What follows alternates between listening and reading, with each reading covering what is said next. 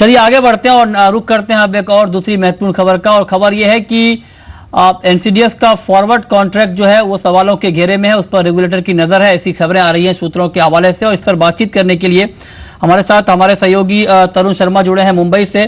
तरुण, पहला सवाल आपसे कि किस तरह की खबरें आ रही हैं इसको लेकर?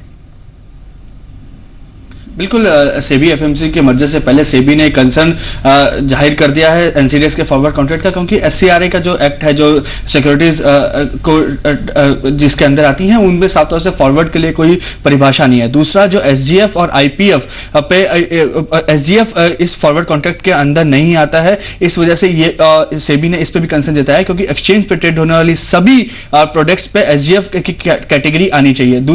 तीसरा जो सेबी चाहता है वो है कि सब जो एक्सचेंज पे जो प्रोडक्ट ट्रेड होंगे वो सब यूनिफॉर्मली रेगुलेट होने चाहिए। लिहाजा यदि आप किसी प्रोडक्ट पे एसजीएफ आईपीएफ लगाते हैं तो एनसीडीएक्स के फॉरवर्ड कॉन्ट्रैक्ट में भी ये सब चीजें होनी चाहिए। और जब हम एफएमसी के जो हमारे सूत्र हैं वो भी हमें बता रहे हैं कि इसके लिए एफएमसी एनसीडीएक्स को उनके एक्सचेंज बायलॉज में चेंज करने को कह सकता है और कहेगा कि इस एक्सचेंज के बायलॉज को चेंज किया जाए और एसजीएफ और आईपीएफ को इसके अंदर इंक्लूड किया जाए।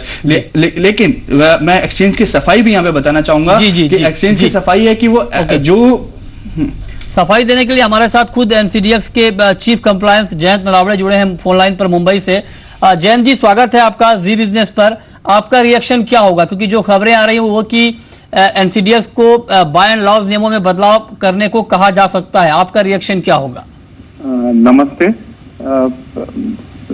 ये मैं एक साफ तौर पे कहना चाहूंगा कि फॉरवर्ड कॉन्ट्रैक्ट का स्वरूप क्या होता है इसको समझना जरूरी है।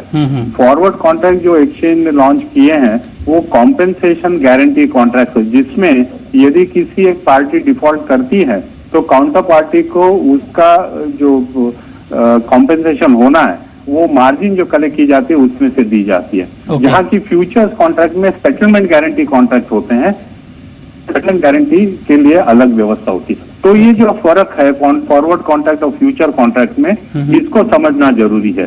जिस तरीके से फॉरवर्ड कॉन्ट्रैक्ट एक्सचेंज ने लॉन्च किए हैं उसमें जो मुआवजा काउंटर पार्टी को दिया जाएगा, कोई एक डिफॉल्ट करेगा, वो कॉन्ट्रैक्ट डिजाइन में ही स्पेसिफाई किया हुआ है। और ये फॉरवर्ड कॉन्ट्रैक्ट जो है जो फिजिकल मार्केट में होते हैं वहां पे ऐसा कोई मुआवजा देने का प्रावधान ही नहीं है। तो जो एक्सचेंज ने फॉरवर्ड कॉन्ट्रैक्ट लॉन्च किए हैं, ये जो फिजिकल मार्केट में फॉरवर्ड कॉन्ट्रैक्ट होते हैं उससे वो जो कमी है उसको एड्रेस की है। तो फॉरवर्ड कॉन्ट्रैक्ट मिस्टर नलावड़े, आपसे जानना चाहेंगे क्या आईपीएफ का प्रावधान है फॉरवर्ड कॉन्ट्रैक्ट में? जी, तो एचसीएफ आईपीएफ जो है वो जब भी मेंबर और क्लाइंट के इसमें डिस्प्यूट पैदा होता है, मेंबर ने यदि कुछ क्लाइंट के व्यवहार में कुछ गलती की है तो उसमें आईपीएफ से पैसा दिया जाता है। खुद आप बता पाएंगे आईपीएफ में, अगर आप ये बता पाए हमारे दर्शकों को कि आईपीएफ में अभी कितना फंड जमा होगा, अगर आप कुछ आंकड़ा बता पाए? आईपीएफ में एकदम एक से तो मुझे याद नहीं है, पर आईपीएफ से जरूरत पड़े तो एडिक्वेट आईपीएफ एक्सचेंज के पास है और आईपीएफ ये नेसेसरीली मेंबर और क्लाइंट के डिस्प्यूट के लिए उपयोग किया जा सकता है। तो यदि कोई क्लाइंट फॉरवर्ड में व्यवहार करता है या फ्यूचर्स में व्यवहार करता है और उसकी शिकायत यदि मेंबर के अगेंस्ट है, उसका नुकसान हुआ है, तो एक्सचेंज आईपीएफ में से उसको उसके लिए व्यवस्था है, आर्बिट्रेशन है, तो उसके लिए प्रावधान व्यवस्थित है। और आईपीएफ अभी ये जो नंबर है 45 करोड़ एक्सचेंज के पास आईपीएफ अभी जमा है और मेरी धारणा है, मुझे लगता है कि ये काफी एडिक्वेट है। अभी तक 10 साल में बहुत ही कम मौके ऐसे आए हैं कि किसी मेंबर्स के लिए एक्सचेंज को आईपीएफ से पैसा निकालकर क्लाइंट को देना पड़ा है।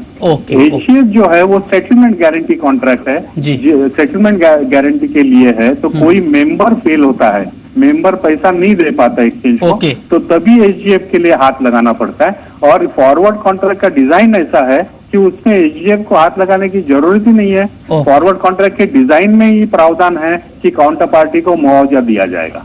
जी। तो ये जो फॉरवर्ड और फ्यूचर्स में जो गलत हो रही है, थोड़ा कंफ्यूजन जो क्रिएट हुआ है, इसको समझना आवश्यक है। लेकिन एक बात जो महत्वपूर्ण है, जो हमें सूत्रों से जानकारी मिली है कि सेबी के मुताबिक एसजीएफ और आईपीएफ ट्रेड होने वाले सभी कॉन्ट्रैक्ट के लिए जरूरी है।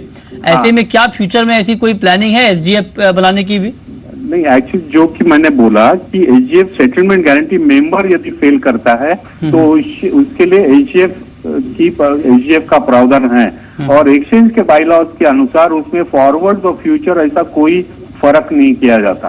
तो कोई भी डील होता है, चाहे वो फॉरवर्ड्स का हो या फ्यूचर्स का हो, यदि मेंबर फेल होता है तो उसके लिए एचजीएफ का उपयोग किया जाएगा। ओके, तो उसमें कोई संदेह उठाने की या कोई गलतफहमी नहीं होनी चाहिए। तो एचजीएफ आईपीएफ दोनों फॉरवर्ड फ्यूचर्स के लिए एक्सचेंज के बाईलॉज के अनुसार अभी भी उसका प्रावधान है। ओके, बहुत बहुत शुक्रिया आपका जयंत नलावड़े हमसे जुड़ने के लिए और इस पर सफाई देने के लिए। तो जो महत्वपूर्ण बात जयंत ने कही है वो काफी साफ है। उनका कहना है कि एसजीएफ और आईपीएफ जो है एक्सचेंज में ट्रेड होने वाले कॉन्ट्रैक्ट के लिए मौजूद है, और जब ऐसी स्थिति बनेगी, जब ऐसे हालात बनेंगे तो उसके जरिए यहां पर भुगतान किया जाएगा। चलिए, वक्त है एक ब्रेक का, लेकिन ब्रेक के बाद आप पूछ सकते हैं कमोडिटी मार्केट से जुड़ा हुआ कोई भी सवाल और जान सकते हैं कि आपके लिए कहां पर है कमाई के मौके। लेकिन ब्रेक से पहले नजर इवनिंग मार्केट की 3 हॉट कॉल।